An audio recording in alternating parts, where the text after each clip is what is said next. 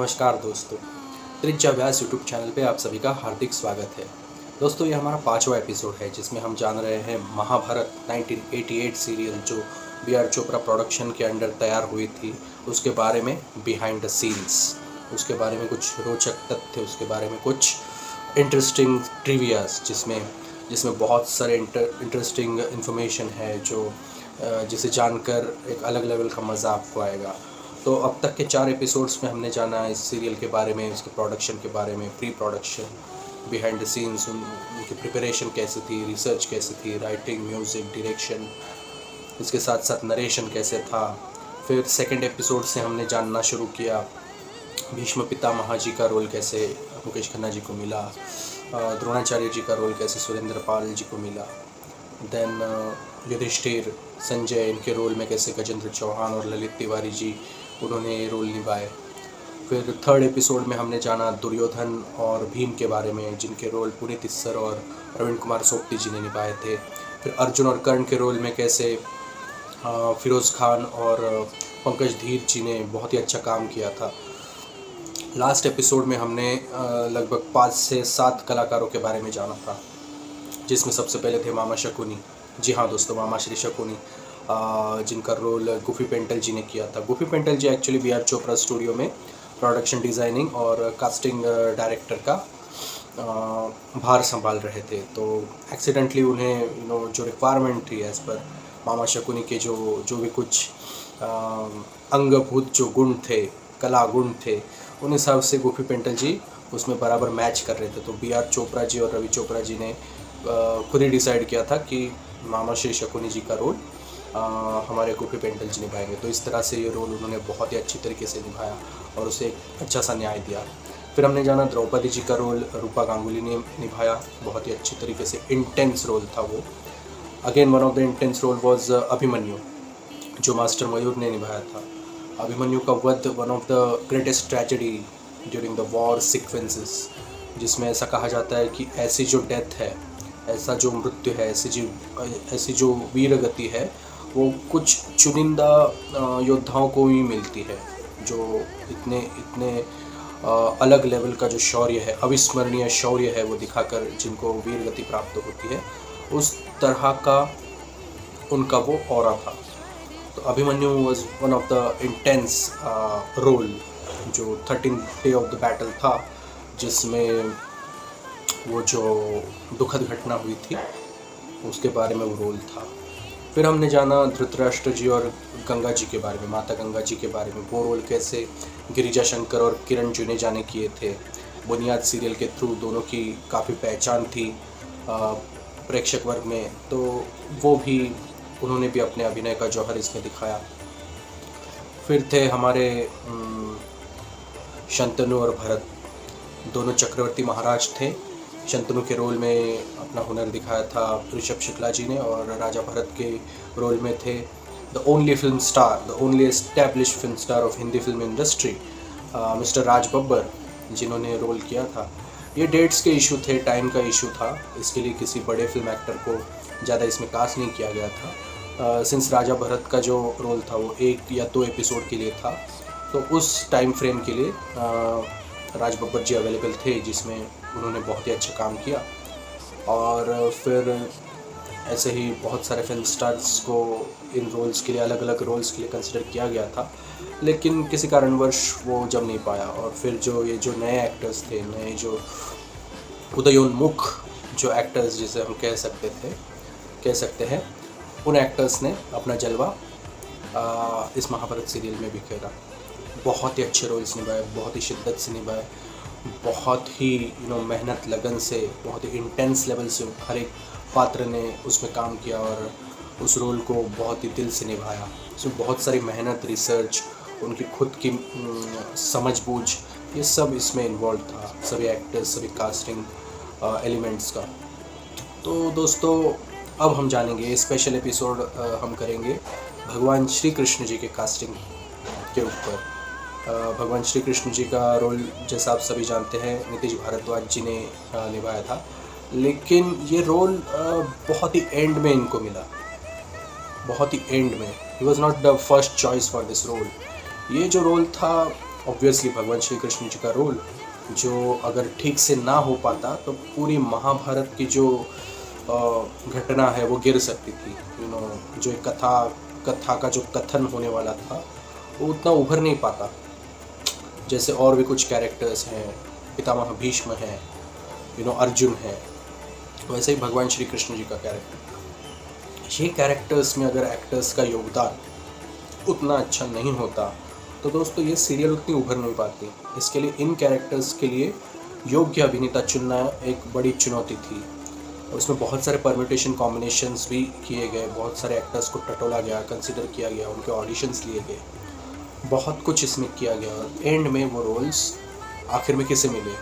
जिम्मेदार एक्टर्स को ही मिले। तो ये एक डिवाइन इंटरवेंशन भी था इन चीज़ों के लिए, क्योंकि मुकेश खन्ना जी की जर्नी देख लीजिए। He was also not the first choice for Bhishma Pitamah's role.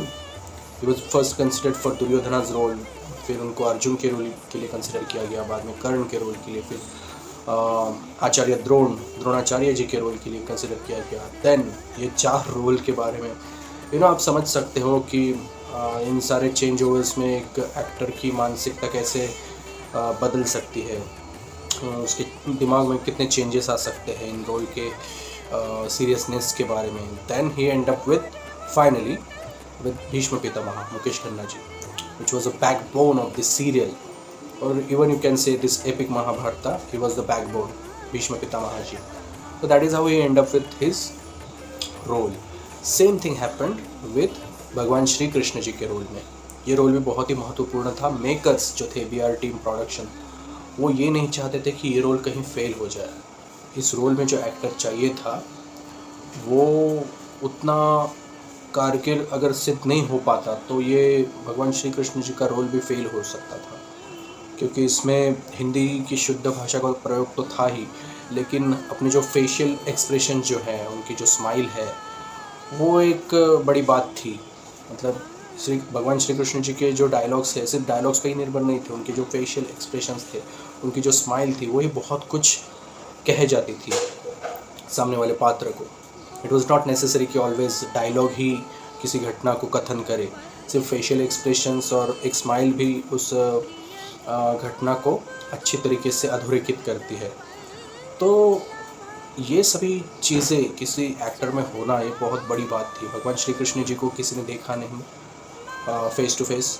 जो कुछ भी हम जानते हैं वो एक चित्र या फिर जो हमारे पुराण कथाओं में उनका जो कथन किया है, उनका जो वर्णन किया है, उस हिसाब से हम भगवान श्री कृष्ण जी को जानते और मानते हैं। लेकिन फेस टू फेस या प्रत्यक्ष रूप से उन्हें किसी ने आज तक देखा नहीं, ऑब्वियसली, विच इज़ हम देख भी नहीं सकते, क्योंकि हमारा मनुष्यगण है, मनुष्य जाति है। हम खुली आँखों से ऐसे जो दिव्य आत्माएं हैं उन्हें देख भी नहीं सकते। उसके लिए एक अलग से दिव्य दृष्टि लगती है। जैसे कि संजय को दिव्य दृष्टि मिली थी, भगवत गीता सुनाने के बाद जो विराट रूप भगवान श्री कृष्ण जी ने दिया था वो देखने के लिए भी उन्होंने धनुर्धर अर्जुन को दिव्य दृष्टि ली थी। उसके अलावा वो उनका वो रूप देख नहीं सकते थे। तो वैसे ही उनकी ये सब लीलाएं थी। तो इसके लिए जो पुराणों में जो वर्णन है या फिर जो चित्र अब तक बनाए गए हैं आर्टिस्टों के हिसाब से, उस हिसाब से हम जानते हैं कि ये सब देवी देवता, ये जो अवतार कैसे थे, कैसे उन्होंने अपना जीवन कार्य चलाया, कैसे उनके ओवरऑल एक्सप्रेशंस थे, कैसा उनका स्वभाव हो सकता है, इसका हम अंदाज़ा बांध सकते हैं। तो इस हिसाब से भगवान श्री कृष्ण जी के रोल के ऊपर काम चल रहा था। गोपी पेंटल जी जो थे, स्पेशली जो ऑडिशंस थे भगवान श्री कृष्ण जी के लिए, उनके ऊपर कड़ी नज़र रख रहे थे। तो दोस्तों इस रोल के लिए सबसे पहले कंसिडर हुए राकेश पांडे जी। जी हाँ दोस्तों, अगर आप गूगल करें राकेश पांडे जी को, अगर कोई नहीं जानता, बहुत सारे प्रेक्षक वर्ग जानते हैं राकेश पांडे जी कौन से लेवल के एक्टर थे। One of the fine actors with in mythological roles. तो राकेश पांडे जी को कंसिडर किया गया था। राकेश पांडे जी ने इससे पहले फिल्मों में भगवान श्री कृष्ण जी के रोल निभाए थे, और जो रिक्वायरमेंट्स थी, उनकी जो स्माइल थी, ओवरऑल फेस एक्सप्रेशंस थे, उनका जो कंडक्ट था, बिहेवियर था, और जो हिंदी भाषा का जो शुद्ध प्रयोग था, शुद्ध हिंदी भाषा का प्रयोग, वो उनका बहुत ही जिम्मेदाराना था। जी हाँ दोस्तों, भगवान श्री कृष्ण हो या फिर पितामह भीष्म हो, अर्जुन का रोल हो, कर्ण का रोल हो, these are all responsible roles. Draupadi ji का रोल हो, मतलब सारे ही रोल, किसी को कम नहीं समझ, कम या फिर ज़्यादा नहीं कह सकते। ये जो सारे ही रोल थे, they were all responsible roles, और उन्हें निभाने के लिए एक्टर्स भी वैसे चाहिए थे। लेकिन भगवान श्री कृष्ण जी की बात कुछ अलग थी। उन्हें निभाना, उनके उस स्माइल के पीछे भी एक बहुत बड़ी जिम्मेदारी छुपी हुई थी। बहुत सारे इशारे थे उस स्माइल के पीछे, बहुत सारे प्रश्नों के उत्तर भी थे, साइलेंट उत्तर थे जो सामने वाले को मिला करते थे। तो उनकी वो अपनी लीलाएं थी, वो लीलाएं प्रकट करना, उनके ऊपर काम करना, वैसे एक्ट में पूरे वो डायलॉग्स रट कर उन्हें फिर अभिनय के द्वारा, उन एक्सप्रेशंस के द्वारा प्रेक्षकों के सामने रखना एक बहुत ही बड़ी चुनौती थी। भगवान श्री कृष्ण जी का रोल करना ये कोई आम बात नहीं थी। तो राकेश पांडे जी ने पहले ही ये कर चुके थे, और अगर हम सेफ वे से जाए तो कोई भी प्रोडक्शन ऐसा ही एक्टर चाहेगा जिन्होंने ये रोल पहले किया हुआ है, पहले वो उस रोल को निभाया हुआ है, जिया हुआ है। तो वी आर प्रोडक्शन में looking for Rakesh Pandey ji to come up with this role, लेकिन किसी कारणवश वो बात नहीं जमी और राकेश पांडे जी इस रोल में नहीं आ पाए। कुछ उनकी मजबूरियाँ होंगी या फिर उनके कुछ कमिटमेंट्स होंगे, आई डोंट नो एग्जैक्टली उस समय क्या हुआ था, लेकिन वो इस रोल में नहीं आ पाए। फिर इस रोल में कंसिडर किए गए गजेंद्र चौहान। जी हाँ दोस्तों, मैंने सेकंड एपिसोड में जो युधिष्ठिर की कास्टिंग के बारे में जो जिक्र किए थे, उसमें मैंने ये भी कहा था कि गजेंद्र चौहान जी को पहले भगवान श्री कृष्ण जी के रोल के लिए भी टटोला गया था, कंसिडर किया गया था, क्योंकि उनका शुद्ध हिंदी भाषा का प्रयोग तो लाजवाब था। आपने देखा होगा युधिष्ठिर के रोल में भी उन्होंने अपने डायलॉग्स कितने जिम्मेदारी से प्रेक्षक वर्ग के सामने रखे थे। तो युधिष्ठिर जो थे गजेंद्र चौहान जी, उनका भी कंसिडरेशन इस रोल के लिए हुआ था, क्योंकि उनकी भी स्माइल एक हटके स्माइल थी, फेशियल एक्सप्रेशंस भी थे और डायलॉग डिलीवरी तो थी ही थी, लेकिन कुछ बात मिसिंग थी उनमें, कुछ बात मिसिंग थी जो भगवान श्री कृष्ण जी के रोल के लिए उतनी फिट नहीं बैठ रही थी। तो कहीं ना कहीं डाउट था कास्टिंग डायरेक्टर और PR टीम की तरफ से कि गजेंद्र चौहान शायद ये रोल निभा पाए, लेकिन श्री कृष्ण जी के जो मापदंड हैं उनको शायद कुछ पूरा ना कर पाए, जो मतलब कन्विंसिंग जो एस्पेक्ट्स कहते हैं, कम्प्रिहेंसिव एस्पेक्ट जो कहते हैं, उन्हें शायद वो टच ना कर पाए। तो फिर उनका भी काम इसमें नहीं बन पाया। फिर इसमें आए ऋषभ शुक्ला, उन्हें भी कंसिडर किया गया था। ऋषभ शुक्ला, उनकी एक्टिंग का तो मैं खुद ही एक बहुत बड़ा फ़ैन हूँ, क्योंकि एक्टिंग में जो डायलॉग डिलीवरी में जो ठहराव का महत्व है वो हम ऋषभ शुक्ला जी के एक्ट्स में देख सकते हैं। जी हाँ दोस्तों, सिर्फ डायलॉग रट कर उन्हें वैसे के वैसे बोल देना, it is not an acting part. उसमें हर एक चीज़ को समझना, टटोलना पड़ता है, हर एक शब्द का एक महत्व होता है, हर एक शब्द का एक अपना उपयोग होता है, और उसमें अगर सामने वाले के जो डायलॉग्स हैं उसके ऊपर रिएक्ट करना होता है अपने डायलॉग्स के ज़रिए, तो उसमें वो ठहराव एक एडेड एडवांटेज, एक एडेड वेटेज देता है। तो वो जो कारनामा है, वो जो इम्पोर्टेंस है, वो हमें ऋषभ शुक्ला जी के एक्ट्स में हम देख सकते हैं। तो ऋषभ शुक्ला जी को भी इस रोल के लिए टटोला गया था, लेकिन पता नहीं कुछ क्या हुआ, बात कुछ जम नहीं रही थी। PR Chopra were very much specific about this भगवान श्री कृष्ण's रोल, क्योंकि उन्हें वो स्माइल तो चाहिए थी, वो फेशियल एक्सप्रेशंस भी चाहिए थे, लेकिन वो एक करारा व्यक्तिमत्व भी उसमें चाहिए था। It is not always like कि श्री कृष्ण जी को सिर्फ रोमांटिक वेज में ही दिखाया जा सकता है। ही वॉज योद्धा ऑल्सो, अति महारथी थे वो। अगर हम योद्धाओं की जो श्रेणी निकाले तो उसमें रथी होते हैं, अधिरथी होते हैं, फिर महारथी होते हैं, महारथी के बाद अतिरथी होते हैं, अतिरथी के बाद महारथी होते हैं, सॉरी, फिर होते हैं अति महारथी एंड देन महामहारथी। महामहारथी इज़ द लास्ट स्टेप, उससे पहले जो पेनल्टीमेट स्टेप है दैट इज़ अति महारथी, महारथी के ऊपर। तो ही वॉज अ अति महारथी, सो यू कैन इमेजिन, आप इमेजिन कर सकते हो कि श्री कृष्ण जी का सिर्फ एक रोमांटिक साइड नहीं था, ही वॉज ऑल्सो एस्ट्यूट वॉरियर, एक अकम्प्लिश्ड वॉरियर भी थे वो। सो व्यक्तिमत्व में एक करारीपन आना, ये भी एक बहुत बड़ी बात थी उसमें। तो ऐसे में कास्टिंग में वो बात बन नहीं रही थी, लेकिन बहुत सारे ऑप्शंस भी टटोले गए थे। तो उस समय रवि चोपड़ा जी जो थे, उनकी नज़र नीतीश भारद्वाज जी पर पड़ी। जी हाँ दोस्तों, रवि चोपड़ा जी जो थे वो नीतीश भारद्वाज के साथ 4-5 साल से काम भी कर चुके थे। बहुत सारे एड्स जो थे, उनका प्रोडक्शन जो था, उनमें नीतीश भारद्वाज जी ने रवि चोपड़ा को सहयोग भी दिया था। रवि चोपड़ा जी नीतीश भारद्वाज जी को अच्छी तरह से जानते भी थे, उनके फैमिली बैकग्राउंड के बारे में भी जानते थे, और उनके ओवरऑल जो व्यक्तिमत्व है उसके बारे में जानते थे। एक फ्री फ्लोइंग नेचर है नीतीश भारद्वाज जी का अब भी, उनके ओवरऑल जो व्यक्तिमत्व है, जो पर्सनालिटी है, उसमें खुलापन है, जो एक बेसिक नीड थी इस रोल के लिए, भगवान श्री कृष्ण जी के रोल के लिए। तो रवि चोपड़ा जी ने इतने सारे कास्टिंग के ऑब्जर्वेशंस के बाद फिर नीतीश भारद्वाज पे फोकस करना शुरू किया। ये जो चीज़ थी वो उनके लिए अनोखी थी, क्योंकि वो बाद में एक अलग नज़र से नीतीश भारद्वाज जी को इसमें टटोल रहे थे कि अगर नीतीश भारद्वाज जी को इस रोल में लाया गया तो वो इस रोल को कैसे निभा पाएंगे। तो इसमें बहुत बड़ा काम किया नीतीश भारद्वाज जी के फैमिली बैकग्राउंड ने। उसमें बहुत सारी चीज़ें थी जिन्होंने रवि चोपड़ा जी को भी सीरियसली इस बात पर विचार करने के लिए मजबूर किया, क्योंकि नीतीश भारद्वाज सिर्फ एक एक्टर ही नहीं थे, ही वॉज ऑल्सो वेटरनरी डॉक्टर।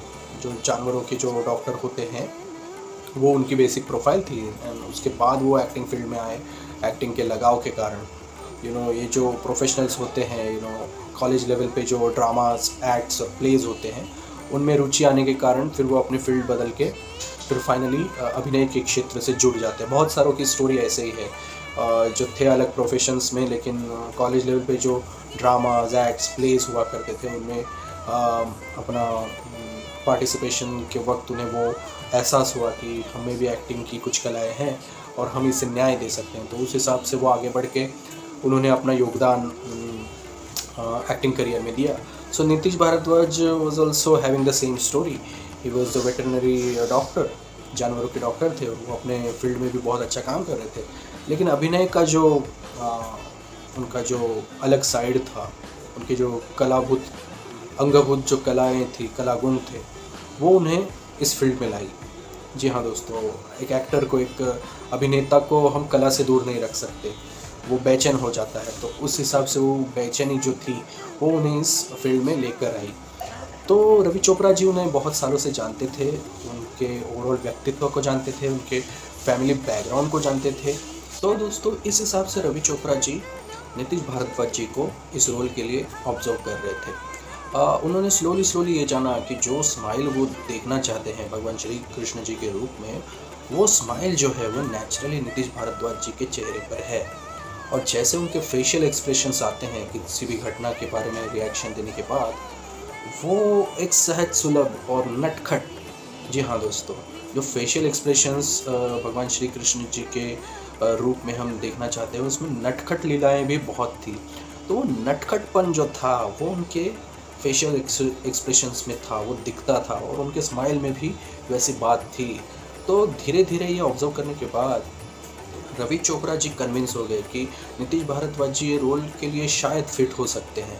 और जो सबसे बड़ा कारण इस रोल उन्हें मिलने का, नीतीश भारद्वाज जी को मिलने का, ये रहा कि उनका जो फैमिली बैकग्राउंड था, उनकी जो माताजी थी वो लिटरेचर में टीचर थी, और उनके घर में भगवद गीता या फिर संस्कृत के जो पठन हैं, संस्कृत पठन, वो किया जाता था। तो फैमिली बैकग्राउंड के हिसाब से जो एक्चुअल जो पार्श्वभूमि चाहिए थी इस रोल के लिए, वो ऑलरेडी नीतीश भारद्वाज के घर पे उपलब्ध थी।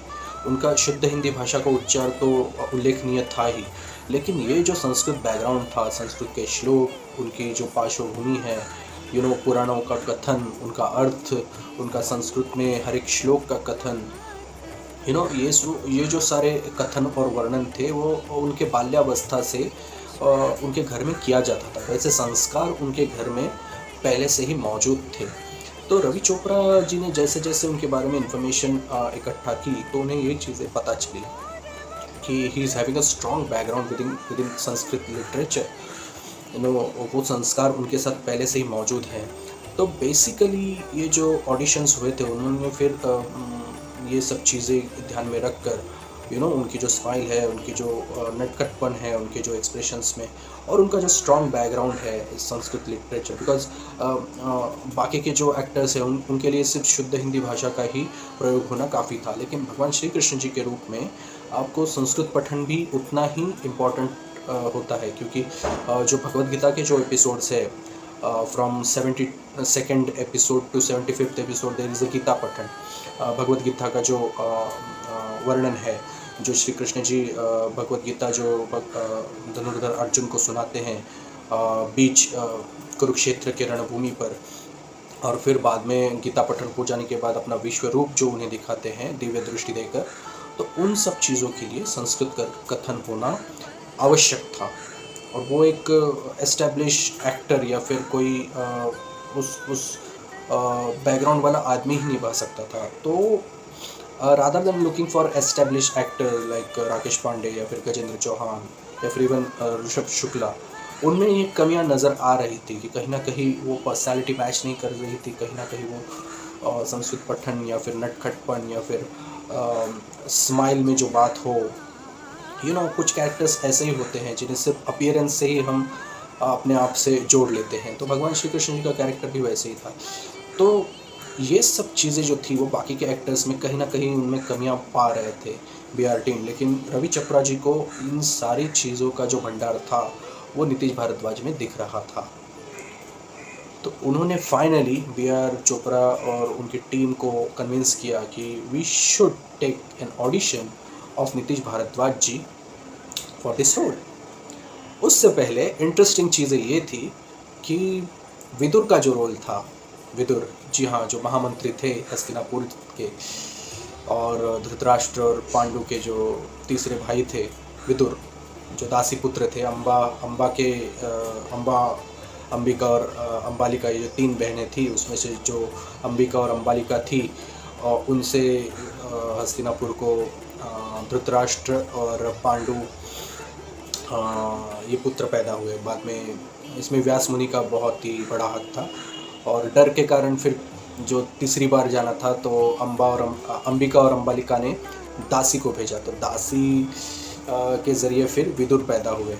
तो ऐसे ही वाज बेसिकली कॉल्ड दासी पुत्र, क्योंकि वो दासी के पुत्र थे। तो विदुर के रोल के लिए सबसे पहले बात चल रही थी नीतीश भारद्वाज जी की, लेकिन विदुर ये ऐसा रोल है जिसमें तरुणावस्था बहुत ही कम थी, क्योंकि ये जो रोल है उनके तरुणावस्था में बहुत ही कम टेलीकास्ट हुआ था। बाद में जो उनके डिप्लोमेसी चलती थी वो सब उनके बुजुर्ग व्यक्तित्व में चली थी। जैसे जैसे वो सीनियर होते गए, वरिष्ठ होते गए विदुर जी, उस हिसाब से उनके चरित्र वैसे दर्शाए गए थे।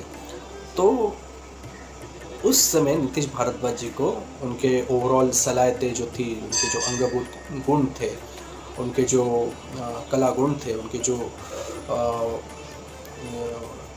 क्या कह सकते हैं और भी जो विशेषताएं थी, तो उस हिसाब से उन्होंने विदुर के रोल के लिए ऑडिशन दिया था। लेकिन BR टीम का मानना था कि विदुर का रोल तो एक बुजुर्ग व्यक्ति का है, आगे जाकर जो बहुत सारे एपिसोड्स में हम विदुर जी को देखते हैं वो एक बुजुर्ग आदमी का रोल है। तो नीतीश भारद्वाज जी तो यंग थे, बहुत ही यंग थे, तो वो इस रोल में उन्हें बहुत ही यंग नज़र आ रहे थे, इसलिए वो मिसमैच, फिट तो नहीं कह सकते, अनफिट तो नहीं कह सकते, लेकिन मिसमैच लग रहे थे कि वेदर एक यंग आदमी इतना बुजुर्ग रोल कर नहीं सकता। लेकिन कहीं ना कहीं मुकेश खन्ना जी जो थे वो भी यंग थे उन्हीं दिनों 80s में, लेकिन उन्होंने भीष्म पितामह जी का रोल तो किया था, जो कि बहुत ही दाढ़ी वगैरह सब शुभ्र केश, जिन्हें श्वेत वर्ण, श्वेत केश, श्वेत आत्मा, श्वेत योद्धा जिसे कहते थे, श्वेत आत्मा, श्वेत केश, तो उन्होंने वो रोल निभाया था। लेकिन वो एक one of the kind of performance था उनका, जिसमें से वो ही कर सकते थे। लेकिन श्री कृष्ण बनने वाले जो नीतीश भारद्वाज जो है अल्टीमेटली उन्हें विदुर के रोल के लिए ज़ाया करना बिहार टीम को अच्छा नहीं लग रहा था। So suddenly there was a anxiety to test him for the role of Shri Krishna. तब नीतीश भारद्वाज जी के लेवल पे चल रहा था कि विदुर का रोल तो वही करने वाले हैं, तो उसमें शुद्ध हिंदी भाषा की तो बहुत सारी विशेषताएं थी, क्योंकि विदुर के डायलॉग्स तो बहुत ही बड़े बड़े डायलॉग्स थे। जैसे उनके विदुर नीति थी, जैसे वो महात्मा विदुर कहलाया करते थे, तो उनके डायलॉग्स तो एकदम भारी थे। तो नीतीश भारद्वाज उसके ऊपर काम कर रहे थे, लेकिन फाइनली वो रोल दिया गया वीरेंद्र राजदान जी को। जी हाँ दोस्तों, वीरेंद्र राजदान बहुत ही फाइन एक्टर है। उनकी जो ओवरऑल जो कैपेसिटी है to pull out such an important role, such a decisive role, और जो उनके आवाज़ है, आवाज़ की जो उनकी डेप्थ है वीरेंद्र राजदान जी की, वो लाजवाब, एकदम लाजवाब। तो उन्हें फिर वो रोल दिया गया था। तब तक नीतीश भारद्वाज जी को पता नहीं था कि ये रोल वो कर नहीं रहे हैं, उनको किसी और चीज़ के लिए कंसिडर किया जा रहा है। तो एक दिन BR स्टूडियो में वीरेंद्र राजदान और नीतीश भारद्वाज जी मिले, और तभी दोनों ने कहा कि मैं विदुर का रोल कर रहा हूँ, और दूसरा भी कह रहा है कि मैं विदुर का रोल कर रहा हूँ। तो दोनों में टकराव हुआ, मतलब एकदम अग्रेसिव टकराव नहीं, लेकिन एक टकराव हुआ कि मैं भी तो यही रोल कर रहा हूँ, नहीं मुझे तो BR टीम ने कहा कि ये रोल मैं ही कर रहा हूँ, मुझे फाइनलाइज़ किया। तो फिर उन दोनों में ये हुआ। फिर बाद में रवि चोपड़ा जी बीच में पड़ गए, और उन्होंने नीतीश भारद्वाज जी को कहा कि हाँ, वीरेंद्र राजदान सही कह रहे हैं कि विदुर का रोल वही कर रहे हैं, और उन्हें उसमें फाइनलाइज़ किया गया। लेकिन आपको हम एक दूसरे रूप में देख रहे हैं, दूसरे रोल के बारे में हम आपसे डिस्कशन करना चाहते हैं। Then the finally audition happened for the Shri Krishna role. भगवान श्री कृष्ण जी के रोल में नीतीश भारद्वाज जी की वो ऑडिशन भी यूट्यूब पर अवेलेबल है। जी हाँ दोस्तों, ये सारी बातें जो हैं वो जो मैंने आपको सुनाई है मेरे खुद के अंदाज़ में, ये सारी बातें सोशल मीडिया पर भी अवेलेबल है। ये सभी एक्टर्स ने अपनी जो जर्नी थी उसके बारे में वर्णन किया है, डिटेल में वर्णन किया है, अलग अलग इंटरव्यूज़ में किया है। BR चोपड़ा जी की जो बिहाइंड द सीन्स की जो यूट्यूब की क्लिप है, वीडियो है, उसमें भी ये सारा दिया हुआ है। मैं कुछ अलग नहीं सुना रहा हूँ। तो फिर जो ऑडिशंस हुए उसमें ये ऑडिशंस भी हम देख सकते हैं कि भगवान श्री कृष्ण जी के रूप में नीतीश भारद्वाज जी ने कैसा अपना रोल निभाया था। तो फाइनली कन्विंस्ड होने के बाद उनके जो फेशियल एक्सप्रेशंस थे, उसमें जो नटखटपन था, उनकी जो स्माइल थी, उनका जो ओवरऑल करारी नेचर था, एक योद्धा का नेचर था, और उनकी जो शुद्ध हिंदी भाषा और संस्कृत वर्णन का जो उनकी जो काबिलियत थी, उनको ध्यान में रखते हुए फिर BR चोपड़ा ने ऑडिशंस और बहुत सारे स्क्रिप्टिंग री ऑडिशंस के बाद नीतीश भारद्वाज जी को इसमें फाइनल किया गया। लेकिन दोस्तों, इसमें भी एक बहुत बड़ा ट्विस्ट था। हुआ ये कि नीतीश भारद्वाज जी इस रोल के लिए फाइनल तो हुए, और जो उसका पहला एपिसोड जो कास्ट हुआ था, जिसमें बाल्यावस्था के श्री कृष्ण जी के बाद जो तरुणावस्था आती है, उसमें जो उनका पहला अपीयरेंस आने वाला था वो ऋषि सांदीपनी के आश्रम में आने वाला था। और जो उनका पहला अपीयरेंस हुआ, पब्लिक की जो रिएक्शन थी, प्रेक्षक वर्ग की जो रिएक्शन थी, वो उतनी पॉजिटिव नहीं आई। उसमें कहीं ना कहीं आशंकाएं पब्लिक ने जताई कि ये किन्हें भगवान श्री कृष्ण जी के रोल के लिए BR टीम ने कास्ट किया है। पब्लिक उतनी खुश नहीं थी, तो पब्लिक रिएक्शन उसके बारे में इतनी स्ट्रांग नहीं थी। तो उस समय नीतीश भारद्वाज जी जो 2 एपिसोड हो जाने के बाद, पब्लिक रिएक्शन इतना स्ट्रांग आने के बाद उनके फेवर में नहीं थी पब्लिक रिएक्शन, जो पब्लिक चाहती थी भगवान श्री कृष्ण जी का अपीयरेंस कैसा हो। तो उस मापदंड पर नीतीश भारद्वाज जी उतने खरे नहीं उतर रहे थे प्रेक्षक वर्ग के नज़रिए से। तो उस बारे में, उस दृष्टिकोण को लेकर नीतीश भारद्वाज जी खुद BR चोपड़ा जी से मिले, कि उन्होंने उनसे मुलाकात करके कहा कि अगर मैं इसमें फिट नहीं बैठ रहा हूँ, अगर मैं प्रेक्षक वर्ग को उनकी अपेक्षाओं के हिसाब से, उनकी ओवरऑल एक्सपेक्टेशन के हिसाब से अगर मैं फुलफ़िल नहीं कर पा रहा हूँ, तो मैं इस रोल से निकल जाना चाहता हूँ। लेकिन BR चोपड़ा, देखो प्रोडक्शन टीम क्या होती है और एक विजनरी प्रोड्यूसर क्या होता है। BR चोपड़ा ने खुद कहा कि नीतीश, हमें तुम पर विश्वास है कि ये रोल तुम अच्छी तरीके से आप निभा पाओगे। आपने वो सलाहते हैं, बहुत सारे परम्यूटेशन कॉम्बिनेशन, बहुत सारा सोच विचार करके ही हमने आपको इस रोल के लिए फाइनलाइज़ किया है। तो भले ही अभी ये नेगेटिव रिएक्शन आ रहे हों, लेकिन जैसे जैसे आपका रोल आगे बढ़ेगा, आपकी जो कैपेबिलिटीज़ हैं उस हिसाब से आप इस रोल को टेक ओवर कर सकते हो, इसे आप अचीव कर सकते हो। जो पैरामीटर्स और जो अपेक्षाएं हैं उन हिसाब से। ऑब्वियसली ये चीज़ होनी ही थी, क्योंकि भगवान श्री कृष्ण के बारे में जनमानस में, प्रेक्षक वर्ग में एक अपेक्षाएं होती है, एक मापदंड होता है कि हमारा भगवान जो हो, उसे जो कैरेक्टर कोई निभाए तो उसकी रीच क्या हो, उसके ओवरऑल क्या कहते हैं, उसके ओवरऑल मापदंड क्या हो, उसके ओवरऑल अपीयरेंस कैसे हो। तो इसके बारे में प्रेक्षक वर्ग की भी कुछ अपेक्षाएं होती है। तो वो ध्यान में रखते हुए बी आर चोपड़ा ने कहा कि आगे आगे जैसे श्री कृष्ण जी के अपीयरेंस होते जाएंगे एपिसोड्स के ज़रिए, उसमें आप इस रोल को न्याय दे सकते हो। आप में वो सारी कैपेबिलिटीज़ हैं, आप में वो सारे गुण हैं, कला गुण हैं, और आप ये कर सकते हो। तो उससे कन्विंस होकर फिर पूरी जी जान से नीतीश भारद्वाज जी ने ये रोल निभाया। और देखिए धीरे धीरे जादू सा हो गया, और जैसे जैसे श्री कृष्ण जी का रोल आगे हम देखते चले गए, प्रेक्षक वर्ग को नीतीश भारद्वाज जी पसंद आने लगे। और उनमें वो बात भी थी, उनके जो व्यक्तित्व जो है उस हिसाब से उन्होंने इस रोल को निभाया। बहुत ही अच्छा रोल था। जो उनकी जो स्पेसिफिक जो हाइलाइट्स कह सकते हैं, वो तो उनकी भगवत गीता के कथन की थी, जो उन्होंने बीच कुरुक्षेत्र के रणभूमि में अर्जुन को भगवत गीता का ज्ञान दिया था। उसमें जो उनका जो परमोच्च बिंदु था वो वहाँ पर था। नीतीश भारद्वाज जी के श्री कृष्ण जी के रोल था।